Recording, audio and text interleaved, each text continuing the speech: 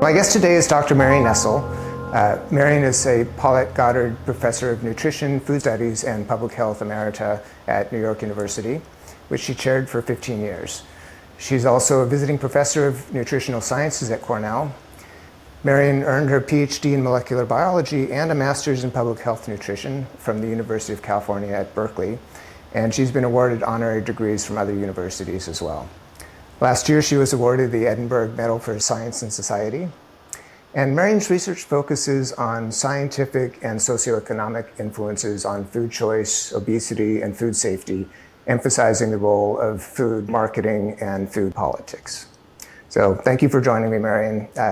You've accomplished so much in your career. I read your biography, beautifully written, and a really honest telling of your life story. So before we get into the kind of nitty-gritty questions, I just wanted if you'd talk a little bit about some of the key points in your life and some things that you've done in your career that you've been most proud of. Well, I call the memoir my first work of fiction because my memory isn't any better than anybody else's. But it's kind of how I remember it and how I felt about it. And the few times that I was able to do fact-checking, I was kind of shocked by what the reality was. But I did the best I could with it. As I tell the story in the book, I grew up in a very poor family and ended up studying science, was handed a nutrition course to teach.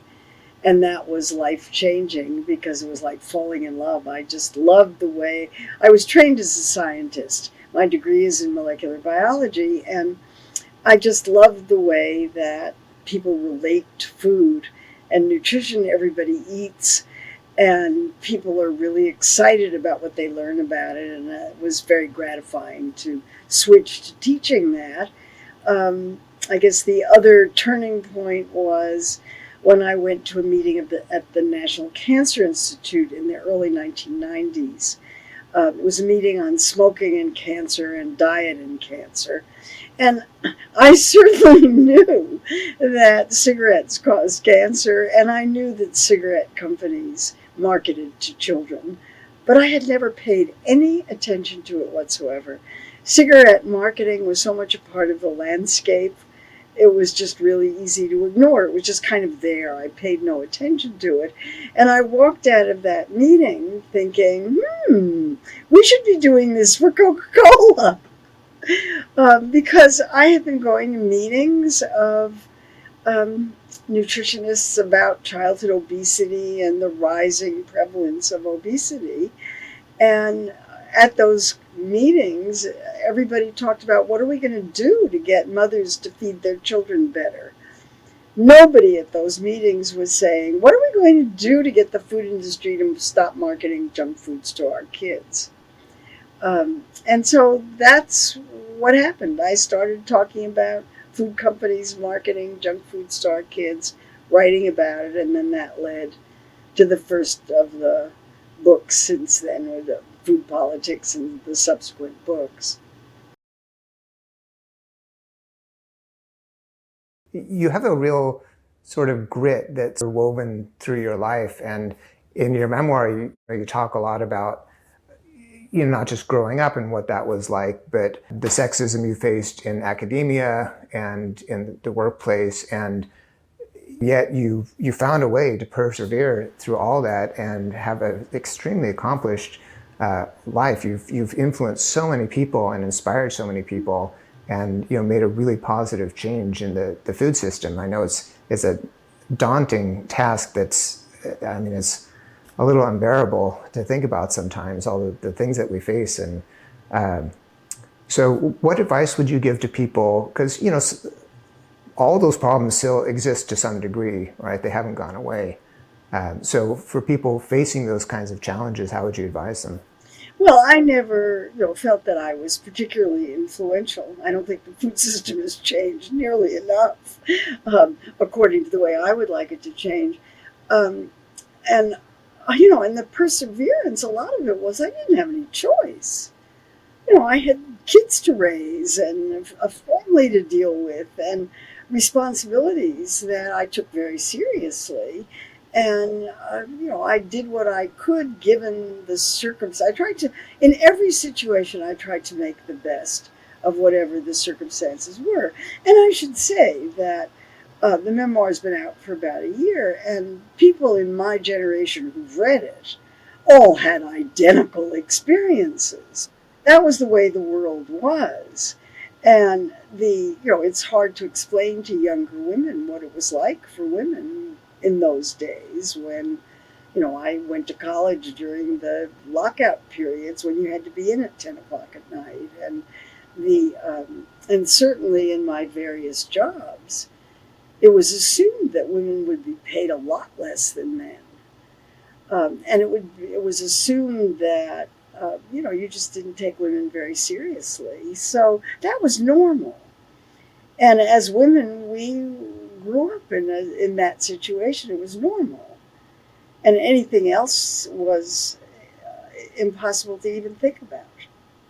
Which is why the women's movement, the dawn of the women's movement, had such an enormous impact on so many of us. When Betty Friedan's book came out in 1963, I was one of the people whose life was changed by it. It was the first time anybody had looked at, well, it wasn't the first, but it was the first American look at what life was like for post-war American women, and didn't put it in a very favorable light at all. And what she was writing about was so accurately descriptive of what my life was like and lots of other women's lives were like, that it was life-changing.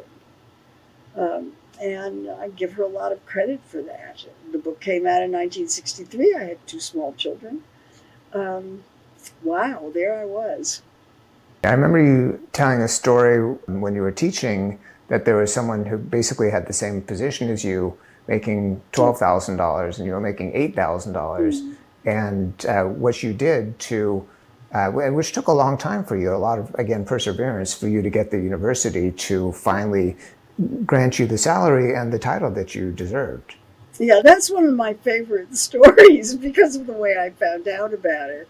I was teaching at Brandeis University, and I was being paid $8,000 a year as a lecturer, which was not enough money to live on in my case. I had 2 small children.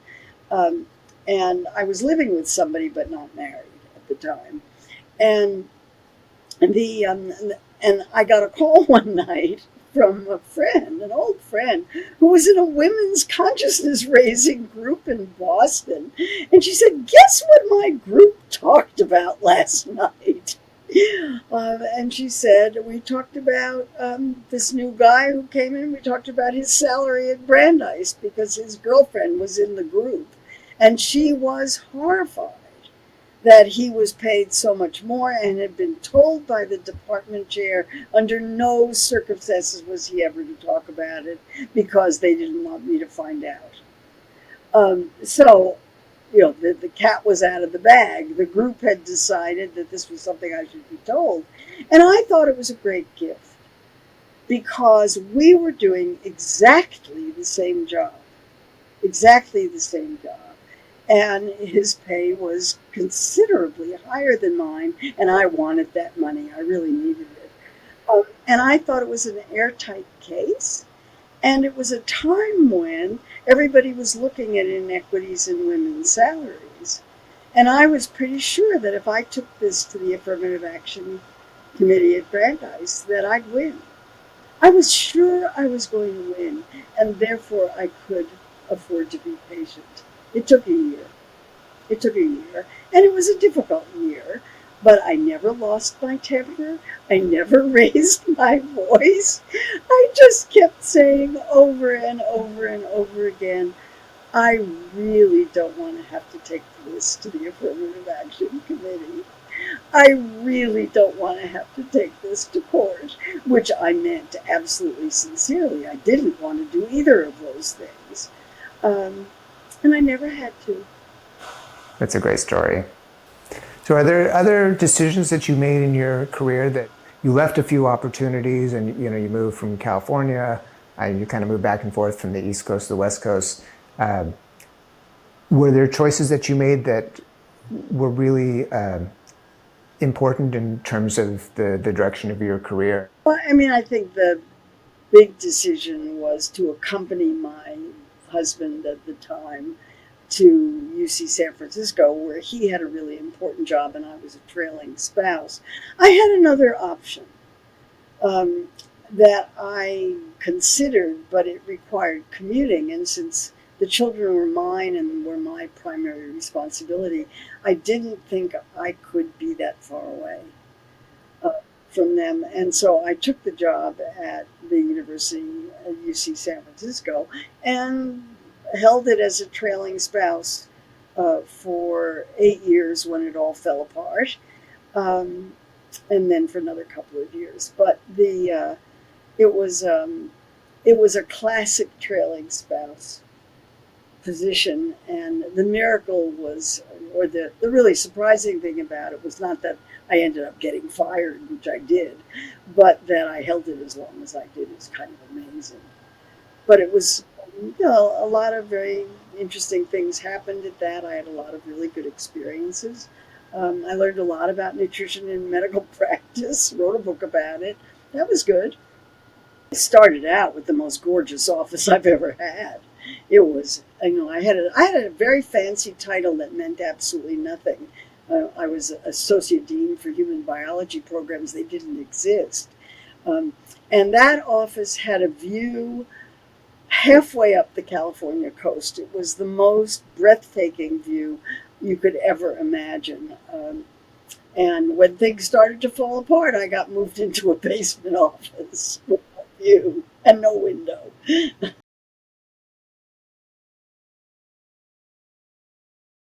You've written or co-written like 15 books now, is that right? Yeah. Mm-hmm. Yeah, and I remember you talking in one of your books, probably your memoir, about the story when you got on Hillary Clinton's email, the DC leaks Oh, yeah. with Oh, Coca-Cola, yeah. kind of, we better keep our eye on her. Oh, yeah. That was absolutely amazing when Hillary Clinton's emails were leaked during the election campaign. Somebody called me, I guess a couple of people called me and said, Marion, you're in the emails. And I thought, what am I doing in the emails for Hillary Clinton's election? I couldn't believe it. But it turned out she had somebody working with her on her campaign who was also a consultant for Coca Cola. And when whoever got those emails got the emails, they got all of those. And it turned out that I had given a lecture in Australia at the very time I was meeting the people we were talking about earlier. Uh, and there had been somebody from Coca-Cola at my talk. And I remembered that. Somebody said, Marion, there's somebody from Coca-Cola here. Do you care? No, absolutely not. I'm happy to have them. And that person had taken notes on my talk, very good ones actually, and passed those notes up the chain of command.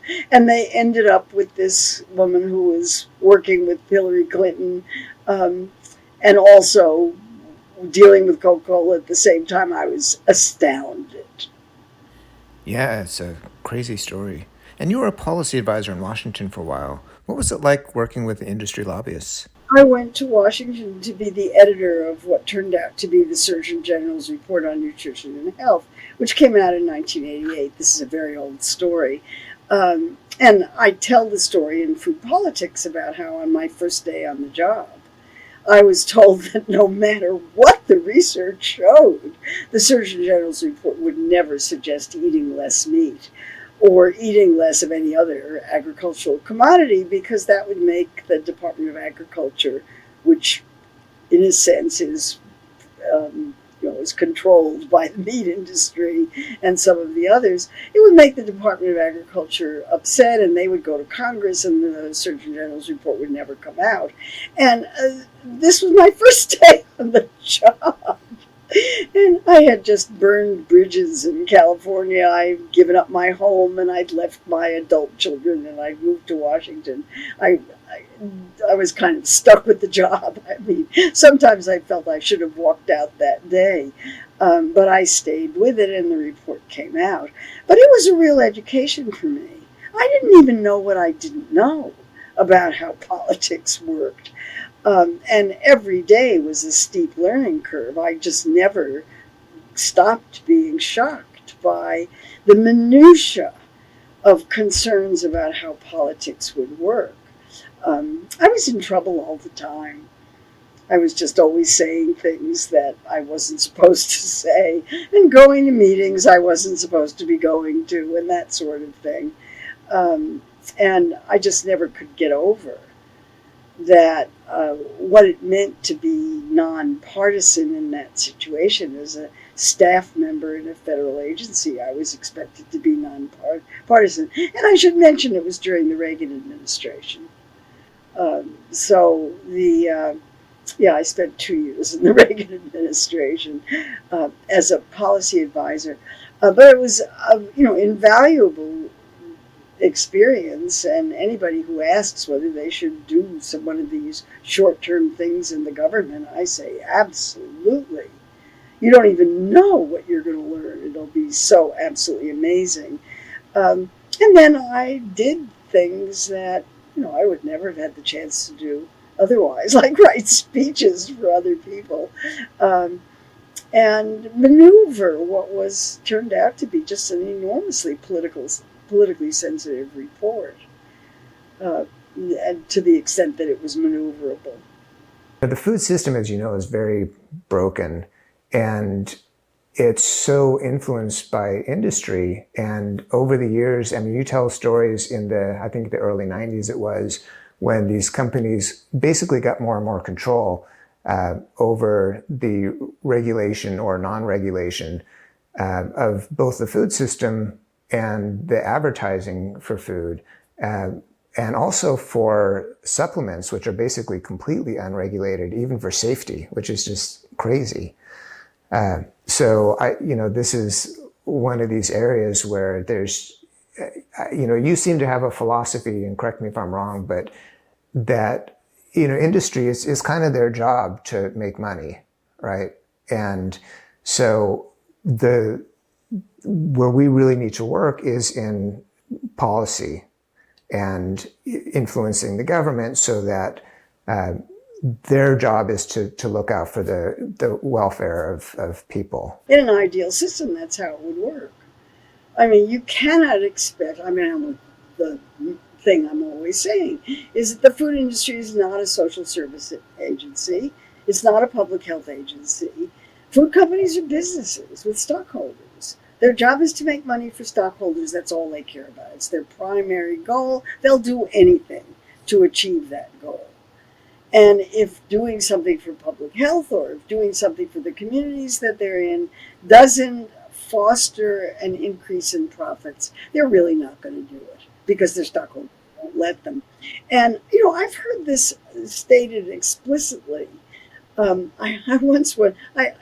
of the things that really bothers me is that food companies market to children, and they market junk foods to children, and they do it. They're very, very good at it. And I once went to a meeting at the White House during the Obama era on marketing to children, where Michelle Obama made an absolutely stunning speech telling the food industry people who were there that we really had to stop for ethical reasons, for moral reasons. They had to stop. And afterwards, we broke up into groups, and I was in a group with food industry executives, and one of them said, we would love to stop marketing to children. We think it's wrong, but we can't stop. Our stockholders won't let us. Just stated as baldly as that.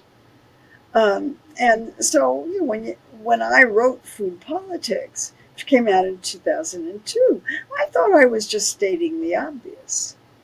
I was just describing what the food industry does to sell products in situations in which the products may not be good for you, or in the case of supplements, there's very little regulation, and how the supplement industry got rid of the regulation, I thought was a story worth telling. Talk a lot about marketing to children. And then in subsequent books, I discuss other kinds of things. When I did a book called Unsavory Truth about how food companies skew the science of what we eat, how they fund research and are still funding research. I write a daily blog 5 times a week, and every week on Monday, I post another industry-funded study, each one more hilarious than the next, because you can tell from the title who paid for it. I think you should be able to tell from the title of a study who paid for it. And anybody can do it. Anybody can do it. And I know that because people send me these things all the time. I looked at the title of this study and I knew somebody, I could tell right away who must have paid for it. I mean, so there's something wrong with that. But, we have a government that's captured by corporations, and the government agencies are frightened to stand up to corporations. And we see the effects of that in climate change. That's a corporate issue. The oil industry has known forever that burning fossil fuels was going to do exactly what it's doing. They just didn't realize it was going to happen so fast. And you can do that with any kind of corporation, and food corporations are no different, even though they make products that we love. That we truly love. If what I'm interested in looking at now is the concept of ultra-processed foods, which is a relatively new way of describing junk foods. And the industry pushback on that concept is absolutely extraordinary. In every possible way in which food companies can undermine the concept, discredit it, say the science isn't there, it's not very well defined. I mean, there's a whole long list of things that they say. It gets rid of nutritious products. I mean, none of that stuff is really true. But all they have to do is cast doubt, and then people don't believe it, and the government won't act on it. And that's what we're seeing with the dietary guidelines. I mean, it's going to be very interesting to see how that comes out. But it looks to me like the dietary guidelines won't say anything about ultra-processed foods, or at least anything. It seems like industry's gotten very good. There was a book a while ago I read, The Merchants of Doubt, which talks about these people who are basically paid to cast doubt on science. And it's a very small group of people, but they make it seem like it's a very large group of people. And they're very good at it, right. So there's all kinds of... And they get paid to do it. And the problem is that food advocates don't get paid, so that's a problem. Yeah, and the farmers, who are producing vegetables don't have the budgets that, Kraft does, for example, or Coke. And then you also talked about research, and so much research is funded by industry. And I know you talk a lot also about how even a very small act like, giving a doctor a prescription pad and a pen influences, what they're recommending. If the doctor's not realizing it. Right. I mean, the thing about industry influence is that the recipients don't realize it. Yeah. They don't recognize it. That makes it very difficult to deal with. And I think another part of the problem is that it's so hard to get funds for research. And so, good ethical scientists out there are kind of stuck because they need the funds. And so they get a lot of research is funded by industry. And I think this has gotten a lot better in terms of reporting who's funding the research, but still they're going to be influenced. And I don't remember what the statistics are, but you report, on this number of studies that are done and how many of them are positive for the thing that the industry is. Oh, that was something I did on my blog. I collected industry-funded studies that I ran across for a year. That's a convenient sample. And found, at the end of a year, I had 158 studies, and 146 of them had results that favored the sponsor's interest. even though I begged readers of my blog to send me studies that were funded by industry that had negative results. That's an exaggerated result because it wasn't a controlled scientific experiment. And what it really said was it's much easier to find industry-funded studies with results that favor the sponsor Mm-hmm. than it is to find the opposite. The others are harder to find, but they do exist. But was that research funded by industry? No, I'm just kidding. Well, Yeah, my okay. research? No, no. I don't take No, industry I don't. money. Well, I do take industry money, but I give it Yeah. away. I don't keep it. Um, and the no, that was universities. My university Hmm. salary paid for that. Yeah, but I mean, it was interesting nonetheless. Just, I mean, I think that whether it was scientifically done or not, I think, just knowing the influence and as you say, the scientists are like, oh, there's no way I'm influenced by this, but they are without realizing it. And so, Yeah, I mean, what I hear all the time is science is science. Why aren't you criticizing the science? Um, and if there's nothing wrong with the science, what's wrong? Who cares who funds it? Ooh, well, there's unfortunately a great deal of evidence on industry funding, mainly through the chemical, cigarette, oil, and pharmaceutical drug industry that shows without question that industry funding influences outcome. And I was able to find a few studies that did that for food, the most obvious being Coca-Cola. But there are others. There are others. And the same kind of research on the effects of industry funding, what's called the funding effect, shows the same kind of thing that it does, that happens in other industries. There's no reason to think that the food industry is any different, which is what's hard for a lot of people to see because we love the products that the food industry produces. So we're favorably inclined to appreciate what the food industry does. And there's a lot of talk about how, you can't regulate the food industry because we need what they produce. And what are we going to do if they stop producing it? And that kind of thing. We'll eat something else. There's plenty to eat. yeah. But yeah, I mean, like half of our diet, I think, is highly processed food. And you point out also that, the US produces like twice as much food per capita as we need. And not all of that food is eaten, but it's there. And so, that's part of the problem. And then, there are um, a lot of people who don't have access to good food, which is a real problem. Well, the reason that people don't have access to food is it's expensive and they don't have enough Hmm. money. The price of basic food commodities has gone up much, much less. I mean, the price of all foods has Hmm. gone up, but the price of fruits and vegetables is much, much higher than the price of sodas and ultra processed junk foods. The cost of them has gone up much, much less. So, and a lot of that has to do with government policies that don't do anything for the producers of food for people. The subsidies go to food for animals, which is an indirect way of feeding people. Or now we're growing all this corn for ethanol. Hmm. I mean, it's the most amazing thing I've ever. 40 to 45%, half of the corn that's grown in the United States is being used to fuel automobiles. I don't think this is a good idea. The amount of energy that you get out of corn is to make ethanol is such a tiny fraction more. It's not worth it from an energetic standpoint.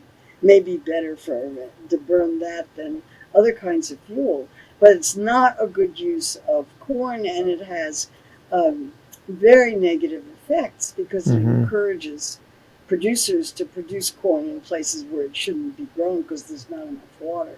I've enjoyed talking to you. I really have. Well, likewise, I'm really thrilled to get a chance to chat a little bit.